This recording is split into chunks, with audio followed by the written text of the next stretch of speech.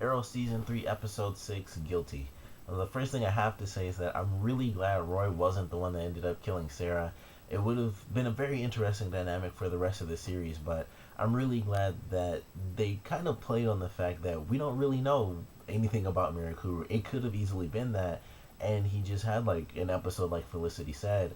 But fortunately, in the end, Oliver was able to help Roy out, and he was like, I didn't tell you that you killed this one person, and the only reason that you even remotely remember that is because of the way that Sarah died. And so he killed the officer, and he happened to look at Sarah, and he kind of blended fiction with reality. So it was really cool how they did that, and I was glad to see. I figured that that was how they were going to tie in the past with the present, was that Oliver was going to help Roy figure it out. And even when I knew that, I was like, okay, well, he pretty much anything he's ever learned in the flashbacks he carries over, and it's in the present now.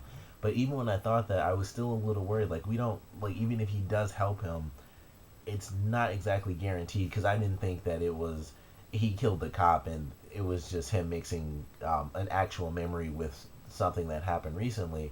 So I was still a little worried. I was like, I don't know, like, if he helps him, what if he does realize it really was the Miracle and he really did kill Sarah? But it was cool to see it that way, and they still leave the question up in the air, and they kind of hint at it at the end of this episode. I don't know if it's this woman Cupid, because if I remember right, the arrows they pulled out were regular arrows, and they already showed it in the preview that her arrows are like hearts because she's calling herself Cupid. So it's not her, but who knows who she's dealing with? And there's, she's just another archer, so it's like, just, it's crazy. So it could still possibly be her, but they showed the arrows, and it seems like she would make a point, considering she calls herself Cupid, that she would make a point of having her arrow tips or arrowheads actually be hearts. So I don't think it was her. I think they kind of put that in there just to kind of mess with us a little bit, because they reveal like, oh, it's not Roy, and then here's this random archer coming in to save Wildcat's old apprentice. But I'm excited. I'm still excited for next week's episode to see if she does have some connection to whoever the archer may be, and maybe they taught her, because it's someone Sarah knew. So I'm still kind of thinking it's someone who's a little bit older, who's kind of teaching the people that are around Sarah and Oliver's age, because they're a little bit older. And that was also kind of based on the voice, and the people that Sarah typically knows are like League of Assassin type people, so everyone is kind of older. So I don't think it's this woman, and they just kind of did that to tease us, which they kind of gave away in the preview. But I still, I thought that was really cool. Like, I don't know who this woman is or why she saved the guy. So even if she has nothing to do with Sarah's death, she's still very interesting, and I doubt that she'll end up getting killed in next week's episode. So I'm excited to see what the whole reason was behind saving this guy, and if she's trying to start up another sort of squad or something. But I love this episode. The main story of it, with like them giving us a lot of Wildcat, I thought was pretty cool. We had the character, he's been in there teaching Laurel, and we didn't really get too much out of him. Like, he's there, and it's almost like, are we gonna get to see him as Wildcat? Like, what's gonna happen with his character? Because he has the name. I believe they said the name of the gym several times, but even, if you knew the character, you know that he was Wildcat. The name of the gym is like Wildcat Gym and stuff like that. But it was cool in this episode, they referenced the fact that he was already Wildcat, not only in the ring, but he was like the vigilante Wildcat. And unfortunately, we don't get to see, and I could have missed it, could have been in like his old little supply area. There could have been a suit or mask in there, but all I saw was just the black mask that his former apprentice used. So I think that was the only way they did it. But I would love to see it if, considering the fact they did a lot of referencing to him being Wildcat, if they bring him in, or if they do it later in the series, he kind of evolves as he's helping Laurel, and it's like, as much as my apprentice screwed up, because we found out that he didn't actually kill that guy, which I thought was also really cool. It kind of made him even better, because it's like he could become a vigilante again, and it'll take some time, because of course he's a fairly new character, so they aren't just going to be like, boom, here's a new superhero for us to enjoy. But he could get back into it and end up working with Oliver and the rest of the team, and they wouldn't have to worry about him like going off the handles and like losing control and killing anyone, because he never really did. So they could easily bring him in, and they wouldn't have to worry about writing all this stuff where the team doesn't want him to work, and then we have to wait like an extra 2 episodes as they figure out whether or not they really trust him enough and anything like that. They know that he won't be the one that actually does it, or at least Laura will tell them. I don't believe she told them in this episode, but if that does happen down the line, maybe season 4 or 5 or something like that, he'll get back into being Wildcat the Vigilante, and that'll be really cool. They've given us a real Wildcat episode. We got the apprentice stuff, and that'll probably be what makes it happen, where his apprentice will come back as like some crazy evil villain, and then he'll take up the mantle of Wildcat again as a vigilante hero. So I'm excited for that. We got to see some really cool stuff, like his apprentice. I liked his apprentice. He clearly remembered some of the skills that he was taught, like when they had the car chase, which I thought was pretty sweet. He was smart enough to know, like, all right, this guy's on our tail. I need to like swerve this car because he's getting too close, and he swerved the car and knocked Oliver over. And that kind of gave us our chance to get to see Roy come in and have another cool fight scene, which I really enjoyed.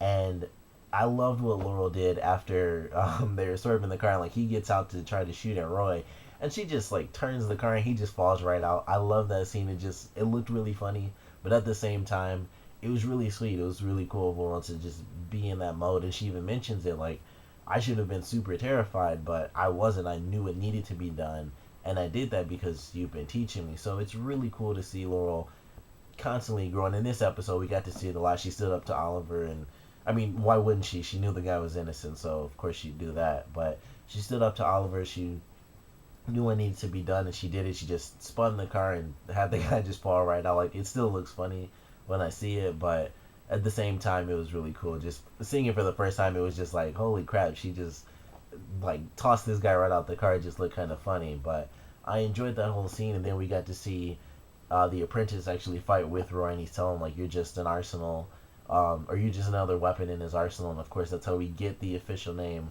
for Roy, being Arsenal. And Oliver says that's what we should call you then. So that was really cool. And so they're gonna be officially calling him Arsenal from now on, which I can't wait to just hear them do that. But it was really cool, and the fight was really sweet. And Roy did like the cool flip and then like punched the guy out, which when they were doing that scene, that really kind of convinced me of the Mirakuru thing, because I was like, he didn't do like a flip where he like used his weight against the guy. It looked like he just grabbed him and flipped him over, and then he just punched him super hard and he knocked him out. And you can punch someone hard enough to knock them out, but the way it happened, especially with him like just grabbing the guy and he flipped him all the way over his head, it really convinced me like maybe he is still like kind of infected with the Mirakuru, and that was like a little moment he just had, and it can't be picked up or anything. But fortunately, all of that stuff was kind of explained away at the end. It was just a really cool scene from Roy. He just kind of flipped the guy and punched him really hard in the face. But I love the episode. Tons of Wildcat. The flashback was pretty cool. We got to see way more. I think this is the episode where we finally really got to see Katana, and she took her very first step of working with Oliver. And she still doesn't like him as far as the flashbacks go. She like the only thing she wants is for him to get away from her son and just leave their home. And they're kind of doing like this final mission. If her husband can find um, China White, or Chiana White, I can't remember exactly how it's supposed to be pronounced, but China White, if they can find her, then the mission will officially be over.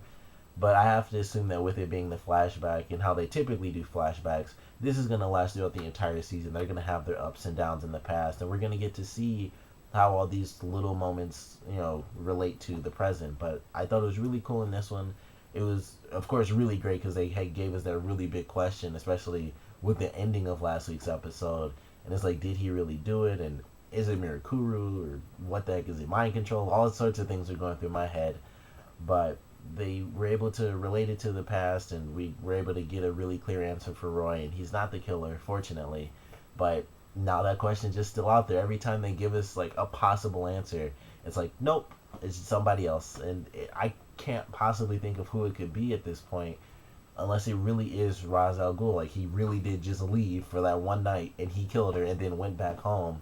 I don't know who it could possibly be at this point, but I thought it was a great episode. Still just going through my head who's possibly Sarah's killer. But I loved the episode. The action was good. The stuff with Roy was good. I think this is the most we actually got from him this season so far, oddly enough, with him like actually being in the new role. I feel like we didn't get a ton of him. Like he has his moments. He's in like a lot of the action scenes, of course, but I feel like this was the first real episode where we got to see him just kind of talk for most of the episode, except for when Thea first came back, and even then, I think that was only like one or maybe two scenes. But in this one, it was like half the episode was focused on Roy trying to figure stuff out. So I enjoyed the episode. A good focus on him. The main story was a great focus on Wildcat, who may or may not be brought back as a hero later in the series. I would love to see that. But overall, I think it was a great episode. Great to see Laurel continuing to just grow as a character and getting stronger and stronger. And she's still training with Wildcat. She's gonna kind of become his new apprentice, and she's gonna be a little bit different, I like to think, than his old apprentice. So it'll be cool to see them continue their training, and she just gets better and better. So I'm excited for that. Great episode. Great to really get those answers. So of course, comment below. Let me know what you guys thought about this one. Your favorite parts, your least favorite parts. And now that they've once again pulled a bait and switch on us, who is Sarah's killer? Like, what the heck? Every time we get a little bit of an answer, they just snatch it away. They introduced this woman Cupid. Like I said, I personally highly doubt it's her, especially because of how they showed the preview, but that could have also been because it was the preview. They do all sorts of manipulation with that just to make us think certain things, and it could be something else. It could be like one scene where she has the Cupid um, arrowhead because she went to kill someone specific, and then other than that, it could be regular arrows. So who knows? But who do you guys think killed her? If you have any other speculations, or even if you think it is, possibly Ra's al Ghul or Malcolm Merlin, if it is one of them, why do you think it's them? Comment below, let me know, and thanks for watching.